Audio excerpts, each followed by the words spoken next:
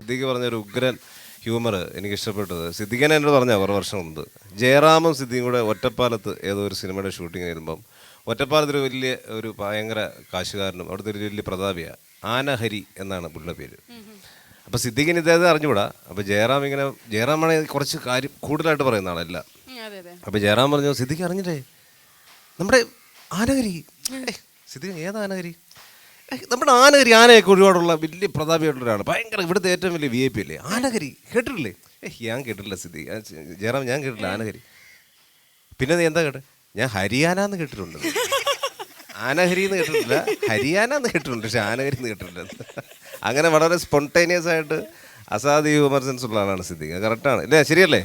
അത് ജയറാമെന്ന് ഇങ്ങനെ ആനഹരി എന്ന് കേട്ടിട്ടില്ലെങ്കിൽ പിന്നെ ഈ ലോകത്ത് ജീവിച്ചിരുന്നിട്ട് കാര്യമില്ല എന്നുള്ള മട്ടില് സത്യനന്ദി കിടക്കുന്നുണ്ട്. അപ്പൊ അവരോട് പറഞ്ഞു, സത്യേട്ടാ ഇവൻ ആനഹരി അറിയില്ല എന്ന്. സത്യൻ അറിയില്ല. ഞാനും അറിയില്ല. ഇതേ ഒരു ആനഹരി എന്ന് കേട്ടിട്ടേ ഇല്ലേ? ഞാൻ ഹരിയാന എന്ന് കേട്ടിട്ടുണ്ട്.